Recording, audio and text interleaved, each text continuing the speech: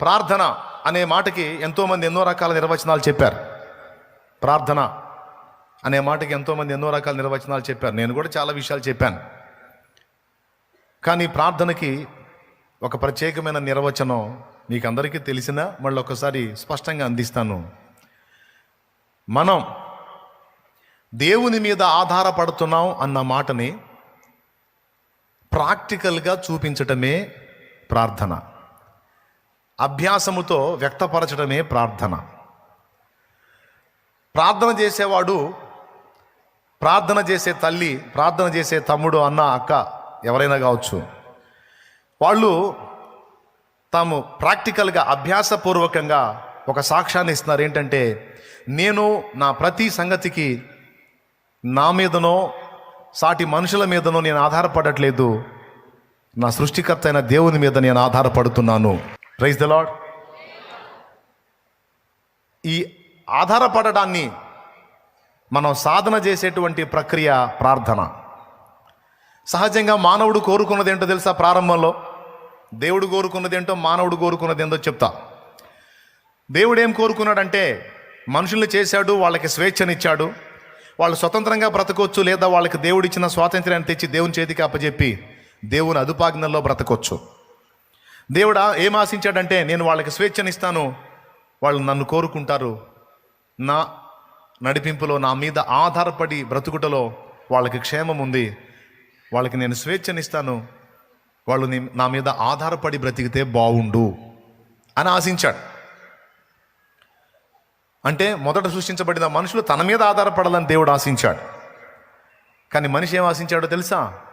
నేను ఒకరి మీద ఆధారపడకూడదు, నాకంటూ ఓన్గా అన్నీ కావాలి అనుకున్నాడు.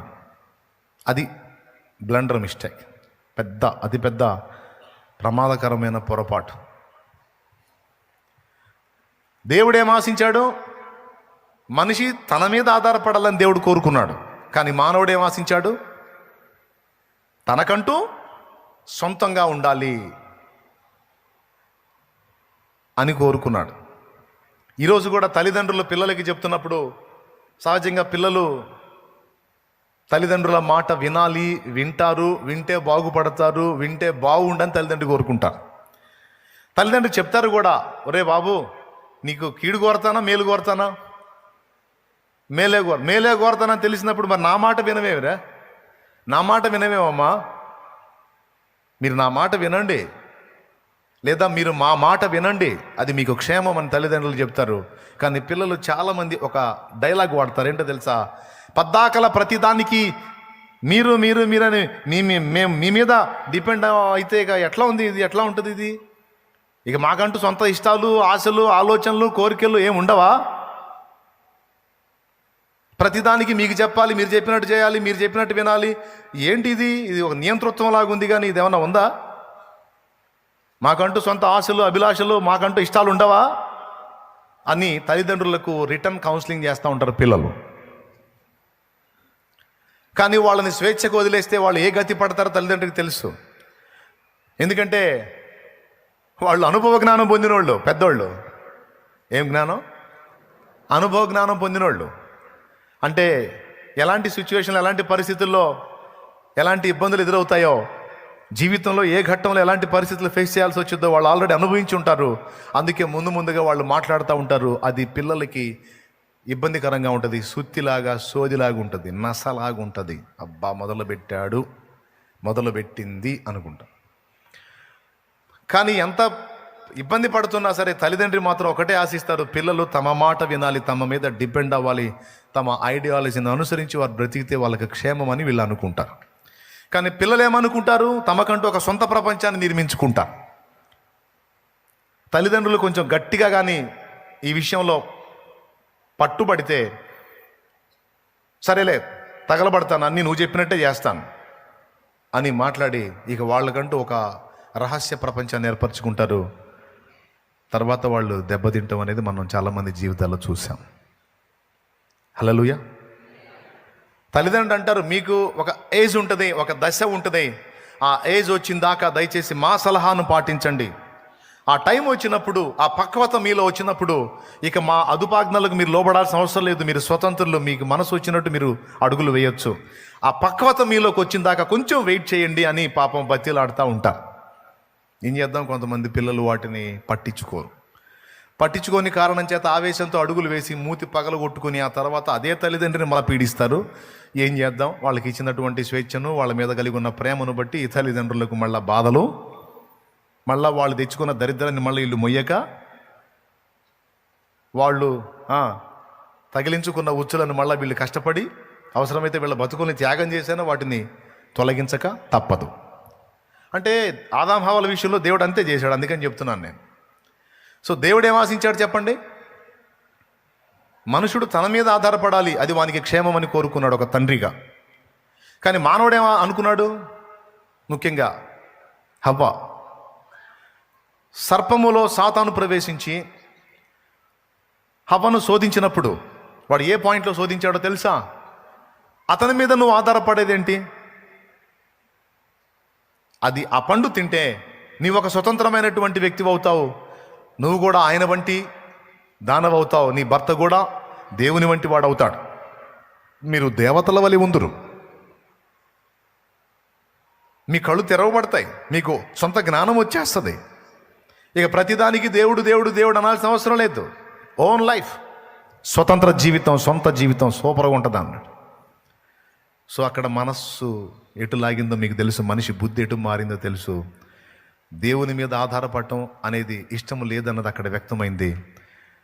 తమంతట తాము సొంత జ్ఞానులు అయి ఉండాలి, సొంతంగా తమ లైఫ్ని తాము డిజైన్ చేసుకోవాలనే ఆలోచన మొదటి ఇద్దరిలో వ్యక్తమైంది.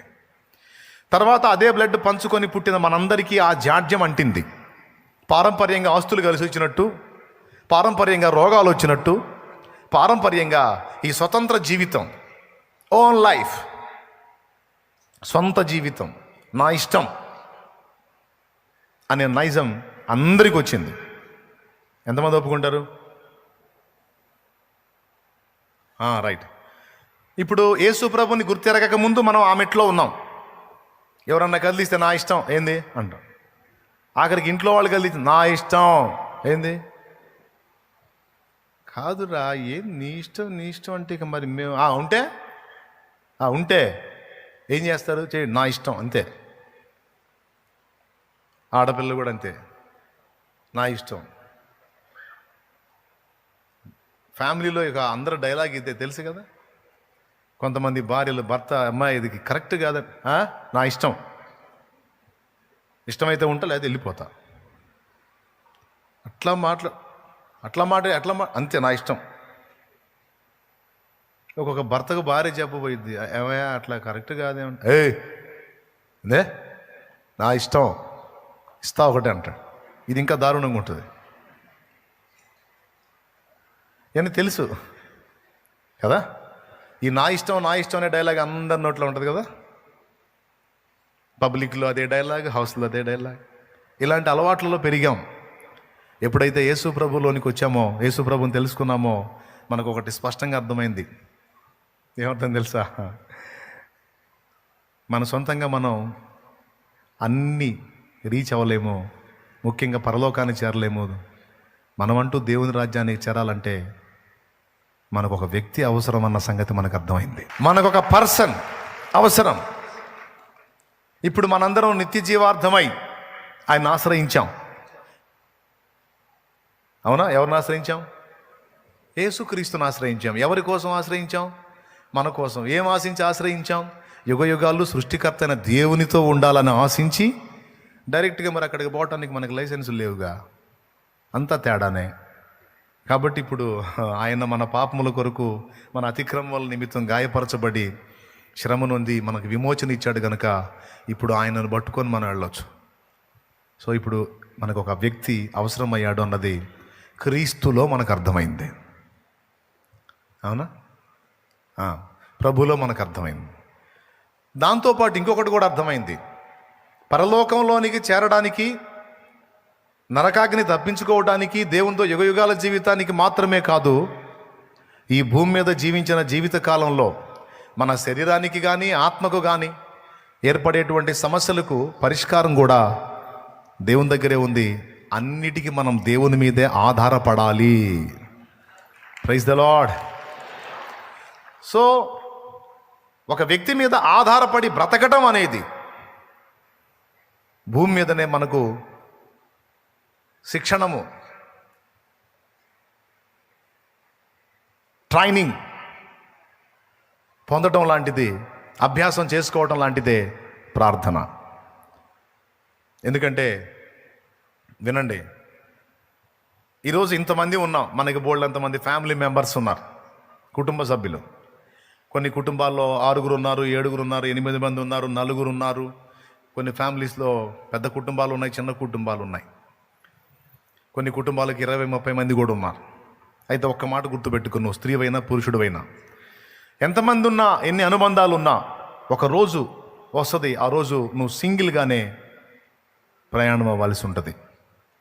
నీకు భయమైనా తప్పదు, నీకు వేదనైనా తప్పదు, నీకు ఇష్టం లేకపోయినా తప్పదు. నీ వారిని నువ్వు విడవాల్సిన రోజు ఒక రోజు ఉంటుంది. నువ్వు సింగిల్గా నిలబడిపోయే రోజు ఒక రోజు వస్తుంది. అంటే భూమి మీద అందరూ విడిపోయి నేను సింగిల్గా బ్రతుకుతానా అని కాదు, పోయేటప్పుడు వస్తుంది ఆ రోజు.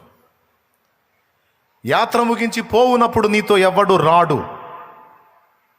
ఏ స్త్రీ రాదు, ఏ పురుషుడు రారు. నువ్వు కన్నవారు రారు, కట్టుకున్నోళ్ళు రారు, నిన్ను కన్నోళ్ళు కూడా రారు. సింగిల్ పర్సన్ నువ్వు, అంతే. ఇది ఒక నగ్న సత్యం.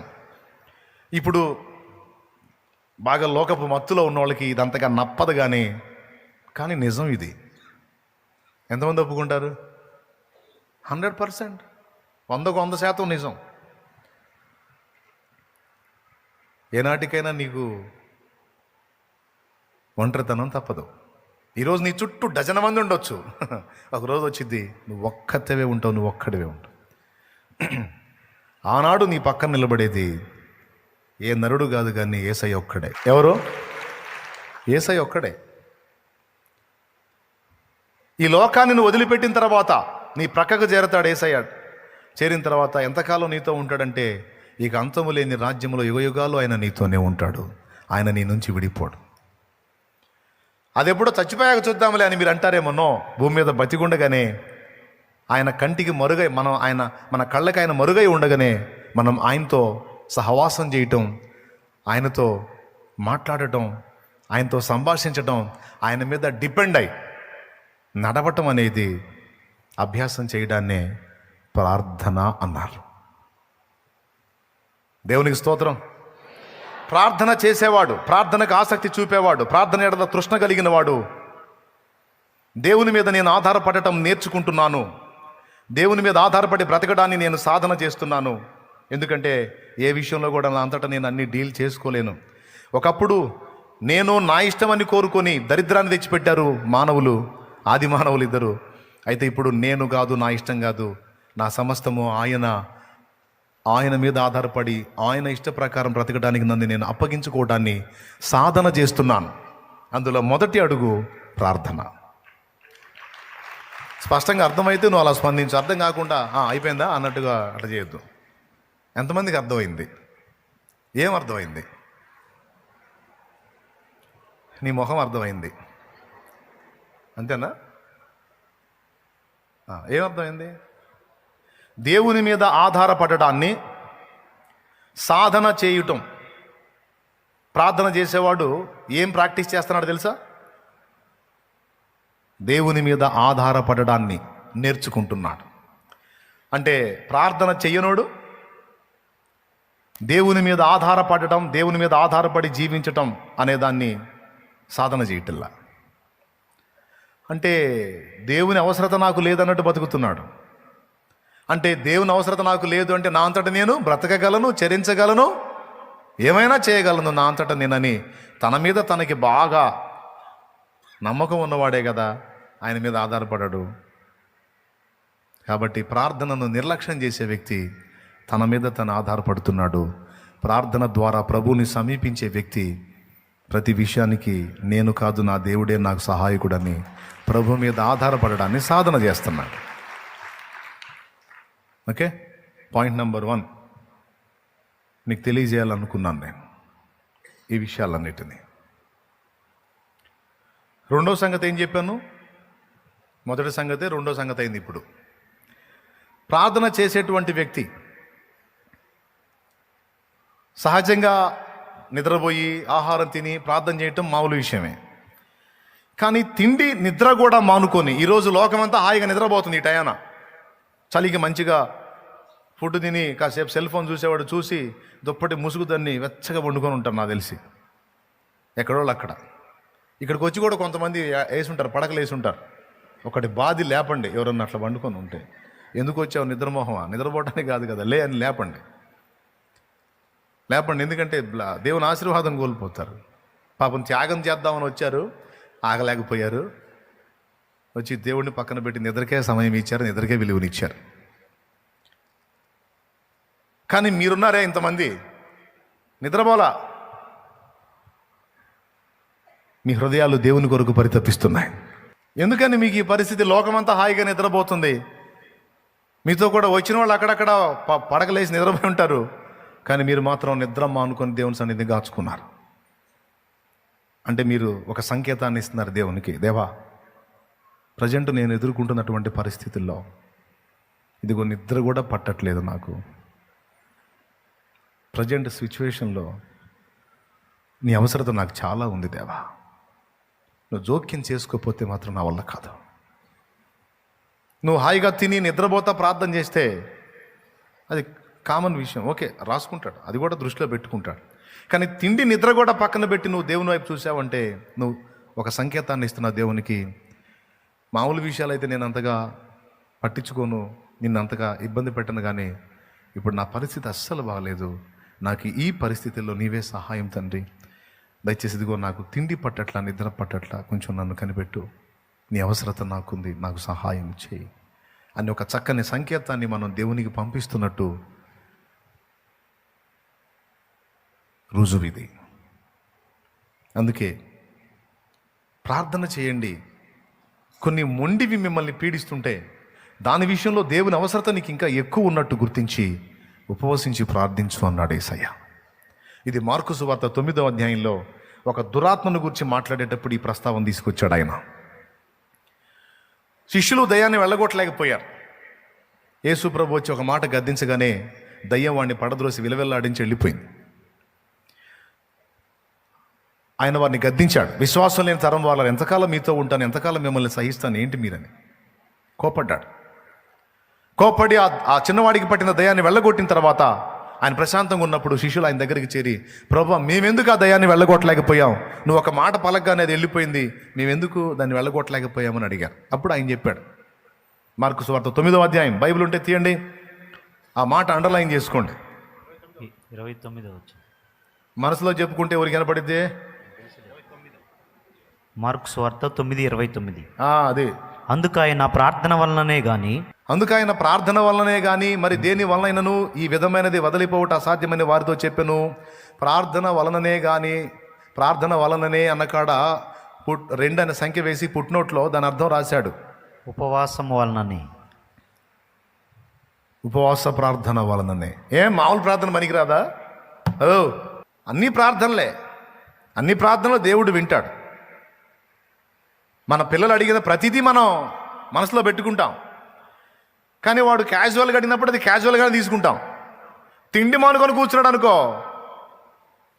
వాడు దాని విషయంలో ఎంత అవసరత కలిగి ఉన్నాడో, ఇప్పుడు అర్జెంటుగా మన సహాయం వాడికి ఎంత అవసరమో మనకు అర్థమైద్ది. ఏమంటే నాకు తెలియక అడుగుతాను, తిండి మానుకొని కూర్చుంటేనే ఆయనకు అర్థమైద్దా? ఆయన దేవుడు కదా. దేవుడు అయినప్పుడు మనం తిండి మానుకొని నిద్ర మానుకొని కూర్చుంటేనే అలా స్పందిస్తాడా? దేవుడు అయినప్పుడు తిండి మానుకోపోయినా నిద్ర మానుకోపోయినా మనకు కావాల్సిన సాయం చేయాలంతే అనేమన్నా నువ్వు అంటావా? అట్లయితే దానికి నా సమాధానం విను. ఆయన దేవుడే, కానీ దేవుడు అన్నమాట ఎంత నిజమో ఆయన మన నాన్న అన్నది కూడా అంతే నిజం. అందరు చెప్పండి, మన నాన్న. ఇప్పుడు మనం కాసేపు, ఎందుకంటే ఇప్పుడు ఆయన మనతో దేవుడిగా వ్యవహరించాలని కోరుకుంటున్నారా, నాన్నగా వ్యవహరించాలని కోరుకుంటున్నారా? మీరేం కోరుకుంటున్నారు? నాన్నగానేనా? ఎంతమంది అలా కోరుకుంటున్నారు? రైట్. ఆయనతో స్నేహం చేయాలని మీరు ఎంతమందికి ఆశ ఉంది? ఆయనతో ఫ్రెండ్షిప్ చేయాలి, ఆయనతో సహవాసం చేయాలని వీళ్ళు ఎంతమందికి ఆశ ఉంది? రైట్, సంతోషం. ఇప్పుడు తమ్ముడు ఉన్నాడు, ఫ్రెండ్ అనుకుందాం కాసేపు, మీ ఇద్దరం ఫ్రెండ్స్. ఈయన ఏదన్నా సరే తన పర్సనల్ నాకు చెప్పబోతున్నాడు. నాకేం అన్నీ తెలుసు, అన్నీ తెలిసిన సర్వజ్ఞుడు అనుకుందాం కాసేపు. కాదులే, సర్వజ్ఞుడు అంటే దేవుడు ఒక్కడే, ఆయన ప్లేస్లో కొంచెం. లేకపోతే ఏం ఊహించుకుంటా, నన్ను ఎందుకులే కానీ నేను సామాన్యుడిగా ఆయనని ఆయన ప్లేస్లో ఊహిస్తా. ఇప్పుడు మీ ఇద్దరం కలిసి సహవాసం చేయాలి. నేను అంటాను, నిన్నటి రోజున జరిగిన ఒక విషయాన్ని ఎంతో చెప్పాలనుకుంటాను. నిన్న ఏం జరిగిందంటే అన్నీ మొదలు పెట్టగానే నిన్న జరిగింది ఏంది, మొన్న జరిగింది కూడా తెలిసింది నాకు అంటాడు. అప్పుడు ఇక నాకు నెక్స్ట్ డైలాగ్ ఉంటుందా? సరే 5 రోజుల క్రితం ఏం జరిగిందంటే అన్నాను అనుకో, 55 రోజుల క్రితం ఏం జరిగిందో కూడా తెలుసు నాకు అంటాడు. అప్పుడు ఇంకా నాకు మళ్ళీ నెక్స్ట్ డైలాగ్ ఉంటుందా? అప్పుడు మా ఇద్దరు స్నేహం కుదిరిద్ది అసలు? పెద్దగా చెప్పండి. ఇక నేను ఏం చెప్పబోయినా సరే ఏడ్చేవాళ్ళని నాకు తెలుసు అంటుంటాడు. ఎందుకంటే ఆయన అన్నీ తెలిసిన సర్వజ్ఞుడు, నేనేమో ఎప్పటికప్పుడు నాకు నిన్నేం జరిగిందో తెలుసు, ఇప్పుడు ఏం జరుగుతుందో తెలుసు, కానీ ఇంకా సేపటికి ఏం జరిగిద్దో కానీ ఆయనకి నిన్న తెలుసు, నేడు తెలుసు, రేపు తెలుసు, మొత్తం కథ క్లైమాక్స్ కూడా తెలుసు. కానీ అన్నీ తెలిసిన వాడుగా ఆయన దిగొచ్చి నాతో సహవాసం చేస్తే నువ్వేం పర్లేదు ఆలోచించవు దాని గురించి. ఓకే, అన్నీ తెలిసిన వాడుగా ఆయన నా పక్కన ఉంటే, ఏమీ తెలియని నేను అన్నీ తెలిసిన వాడితో ఎట్లా ఫ్రెండ్షిప్ చేయాలి? ఇప్పుడు ఇంకో టైప్ చెప్తాను. ఇప్పుడు ఆయన కూడా ఏమీ తెలియని వాడుగానే నాతో ఉన్నాడు, నేను కూడా ఆయనతో అలా ఉన్నాను. అయ్యా నిన్న ఏం జరిగిందంటే అని అన్నా అనుకో, ఏం జరిగింది అని ప్రశ్నించాలి. ఏడ్చావులే, నిన్నేంది, మొన్న కూడా తెలిసింది నాకు అన్నాడు అనుకో, నాకు సౌండ్ ఉండదు. ఏం జరిగింది అని ఆయన కూడా అమాయకంగా అడిగినప్పుడే నాకు జరిగిన మంచి లేదా నాకు జరిగిన చెడ్డ లేదా నాకు జరిగిన ఆనందం పంచుకుంటాను. ఆయన కూడా సంతోషిస్తాడు. లేదా బాధపడాల్సిన విషయం అయితే బాధను, అయ్యో అలా జరిగిందా అని బాధను వ్యక్తం చేస్తాడు. అప్పుడు నాకు ఆనందమో, ఆదరణో, సంతృప్తో, లేకపోతే ఓదార్పో, ప్రోత్సాహమో మొదలన్నీ కలుగుతాయి. అలా కాకుండా ఏదన్నా నోరెత్తు నాకు అన్నీ తెలుసు అంటే ఇంకా ఫ్రెండ్షిప్ ఎట్లా కుదిరిద్ది? సహవాసం ఎట్లా జరుగుతుంది? కాబట్టి దేవుడు మనతో వ్యవహరించేటప్పుడు గుర్తుపెట్టుకోండి ఈ పాయింట్ని. ఇంతగా చెప్పాలా, అంతగా మనం మొరపెట్టాలా, తిండి మానుకొని కూర్చోవాలా, నిద్ర మానుకొని కూర్చోవాలా అంటే మనతో వ్యవహరించేటప్పుడు దేవుడు ఒక సామాన్యమైనటువంటి వ్యక్తిలాగానే వ్యవహరిస్తున్నాడు. అర్థమైందా? అన్నీ తెలిసిన సర్వజ్ఞుల్లా కాదు. మన దగ్గరకు వచ్చి మనతో ప్రవర్తించే ప్రవర్తనలో ఆయన నీలాంటి నాలాంటి సామాన్యులాగానే వ్యవహరించడానికి ఇష్టపడుతున్నాడు అన్నది బైబిల్ ఇస్తున్న సాక్ష్యం.